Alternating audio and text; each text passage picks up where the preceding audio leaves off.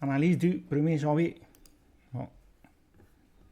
On a toujours ça comme zone de résistance, c'est-à-dire environ le niveau des 100 000. Et pour l'instant, on a ce niveau-là comme zone de support. Donc, c'est les deux niveaux à surveiller par rapport à Bitcoin. Après, pour l'instant, on n'a toujours pas confirmé notre BOS. C'est-à-dire qu'on doit casser ce niveau-là pour pouvoir confirmer une structure haussière à court terme. Donc, casser ce niveau-là, si on peut consolider au-dessus de cette zone, ben, ça va montrer une forte demande sur le marché.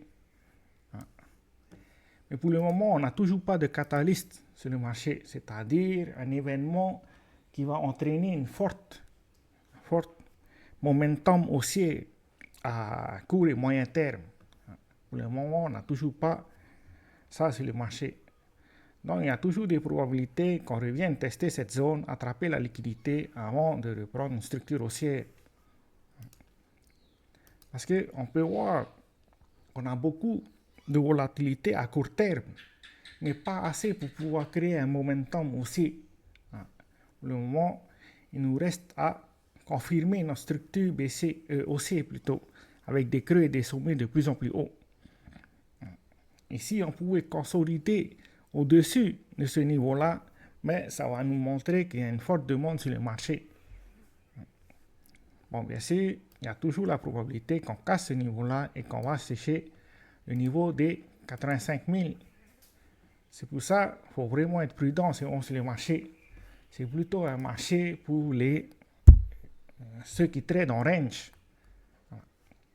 C'est-à-dire que ça, pour l'instant, c'est notre zone de résistance et ça, c'est notre support. Maintenant, j'ai un trade que j'ai pris ce jour-là, c'était lundi. Mais pour l'instant, j'ai toujours pas coupé ce trade parce que je suis entré. Mon entrée, c'était au niveau de 92 232. C'était à ce niveau-là, on dit 92 232. Environ 92 232. Ensuite, mon premier stop loss, il était placé à 89 900.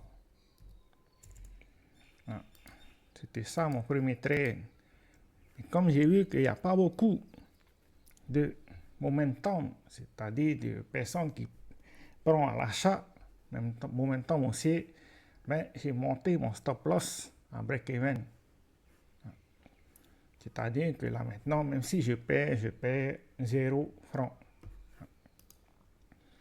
En tout cas, tant qu'on n'a pas d'événement, le prochain événement qu'on a, c'est le 20 janvier.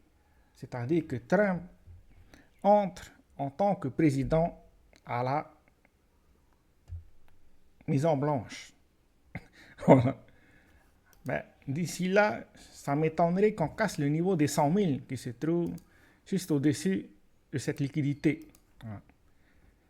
Tant qu'on n'a pas cassé ce niveau-là, ben, on n'a toujours pas de confirmation de breakout. C'est ça, c'est une zone orange où on est actuellement. Tant qu'on n'a pas cassé le niveau des 100 000, ben, on n'a toujours pas confirmé de structure haussière à moyen et long terme. C'est pour ça qu'il vaut mieux rester prudent en ce moment. Peut-être se placer sur les altcoins à long terme. D'ailleurs, je viens de prendre 1% sur Opus aujourd'hui. J'avais pris 1% il n'y a pas longtemps et je viens de renforcer ma position sur Opus.